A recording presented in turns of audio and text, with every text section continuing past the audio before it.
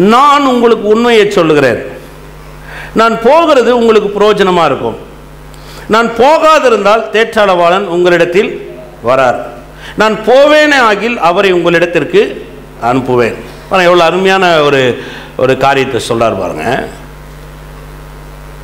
அந்த காலகட்டத்தில் இயேசு அவங்களோடு இருக்கும்போது அவங்க நினைக்கிறாங்க, ஒரு வேளை இவர் போறேன்றாரு, இவர் போயிட்டா நம்ம எப்படி செய்ய போகிறோம்? ஏன்னா இவர் அவங்களை எக்ஸ்பிளைன் பண்ணின்னு வர்றார், நான் போகணும்பா, நான் போனால் தான் நல்லது, நான் போயிடுவேன்னு. இவங்களுக்கு ஒரு பயம், இவர் போயிட்டாருன்னா அப்புறம் யார் இதெல்லாம் செய்கிறது? எப்படி அவர் கூட கண்களை திறக்கிறது, எப்படி ஒரு முடவனை நடக்க வைக்கிறது, எப்படி நம்மளுக்கு நடத்துதல் உண்டாகும்?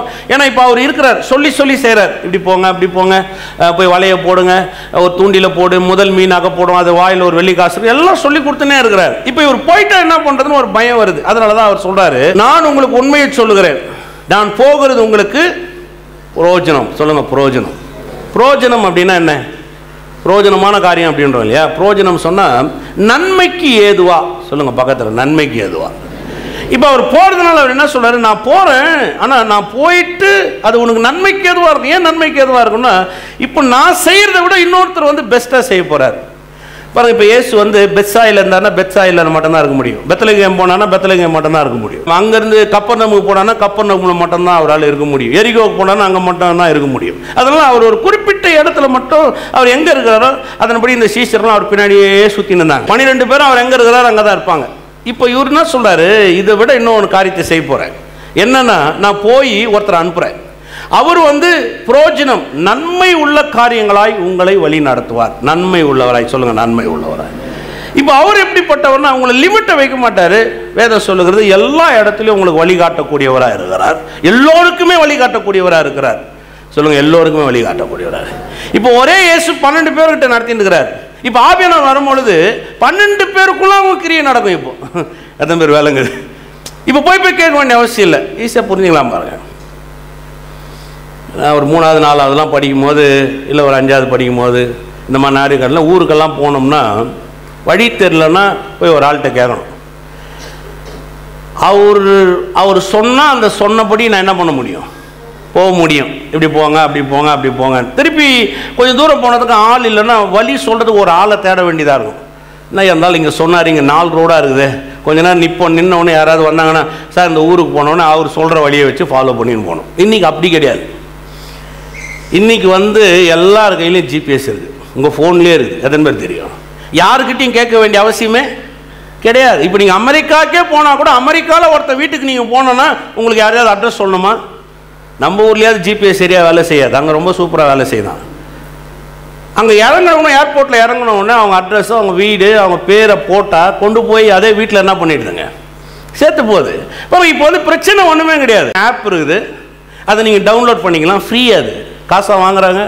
ஃப்ரீ ஆப் ஒன்று கொடுக்குறான், அதை ஃப்ரீயாக டவுன்லோட் பண்ணிக்கலாம். இப்போ எனக்கு தேவையான இடத்த நான் போய் அங்கே சேரணும், இன்னும் ஃப்ரீ. பொம்மன் அள்ளி அப்படின்னு நீங்கள் ஃபுல்லாகவே அடிக்க தேவையில்லை, பொம்மை சந்திரா அப்படின்னு அடிக்க கூட தேவையில்லை. BOMன்னு அடிச்சிங்கன்னா அங்கே வந்தது பொம்மன் அள்ளின்னு. அது கரெக்டாக இல்லையா? டச் பண்ணிங்கன்னா அங்கே போய் சேர்ந்தது. சந்தாபுரா ஃபுல்லாகவே டைப் பண்ண வேண்டிய அவசியமே. தப்பாக பண்ணிங்கன்னா கூட அது ரைட்டாக காமிக்குது. CHA. ஒரு வேளை அவன் தப்பாக எதனா போட்டால் கூட அது ரைட்டான அந்த ஸ்பெல்லிங்கை கொண்டு வந்து அவங்ககிட்ட காட்டுது. அதை டச் பண்ணால் போதும், நீங்கள் போய் சேர்ந்துடலாம். நல்லா யோசித்து பாருங்கள். இப்போ சபை என்ன பண்ணுது? சபை எப்படி அந்த கூகுளை யூஸ் பண்ணணும்னு சொல்லி கொடுக்குது, அவ்வளோதான். அந்த ஆப் ஒரு கைடு வச்சுருக்காங்களே, ஒரு கால் சென்டர் மாதிரி. இது என்னங்க பண்ணுறது, எப்படி செய்கிறது, அதுக்கு தான் சபை. உங்களை வழி நடத்துகிறது சபை அல்ல, உங்களை வழி நடத்துகிறது பரிசுத்த ஆவியானவர். இப்போ சபை என்ன பண்ணுது, வழி நடத்துகிறவரை குறித்து உங்களுக்கு சொல்லி கொடுக்குது. எப்படி அந்த ஆப்பை ஓப்பன் பண்ணலாம், எப்படி நீ அதை டைப் பண்ணலாம், எப்படி நீ போய் சேரலாம், எல்லாமே இருக்குது பாருங்க. இப்போ நீங்களும் நல்லா புரிஞ்சுங்க. ஓப்பன் பண்ணிட்டு அப்புறம் சத்தம் கூட கேட்குது. ஒரு அம்மா வேற வந்துருக்கு அதில், கரெக்டாக பார்த்துட்டீங்களா? நேராக போகும், லெஃப்டில் திரும்பவும் சொல்லுதா இல்லைங்களா? உன்னுடைய இடம் 100 மீட்டருக்கு முன்னாடி அங்கே ஒரு ஜங்ஷன் இருக்குது. அழகாக சொல்லினே வருது பாருங்க. இப்போ நீ யோசிச்சு பாருங்க. இப்போ எனக்கு சொல்கிறதுக்கும் ஒரு சத்தம் இருக்குது, அங்கே காமிக்கிறதுக்கும் ஒரு ஆள் இருக்குது, எல்லாமே ரெடியாக வச்சுருக்காங்க. அந்த ஆப்பில் ரெடி பண்ணி வச்சுருக்கிறார். அதே தான் 2000 வருஷத்துக்கு முன்னாடி பரிசுத்த ஆவியானவரை கொண்டு இயேசு பண்ணி வச்சுட்டு போயிருக்கிறார். எத்தனை பேர் தெரியும்?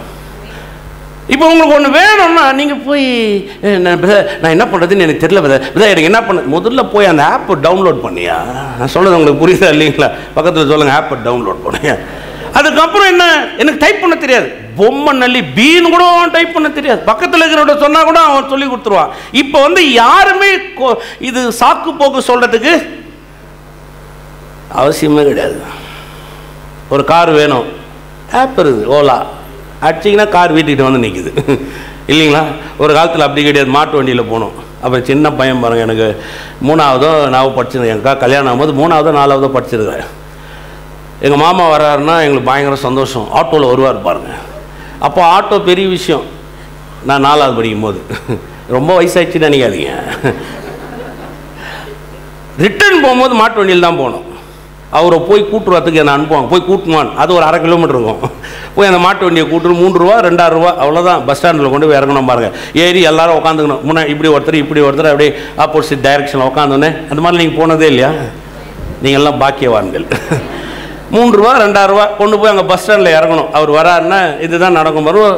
இப்போ அப்படி கிடையாது.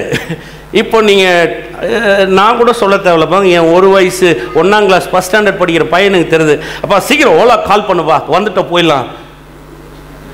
அவனுக்கு தெரியுது, நீ ஓலா எடுப்பா, கார் வரனா பிரச்சனை இல்லை, ஓலாவுக்கு எடு, சீக்கிரம் வந்துடும் போயிடலாம். நம்ம பாருங்க, தெரிஞ்சு போச்சு விஷயங்கள் நிறைய பேருக்கு.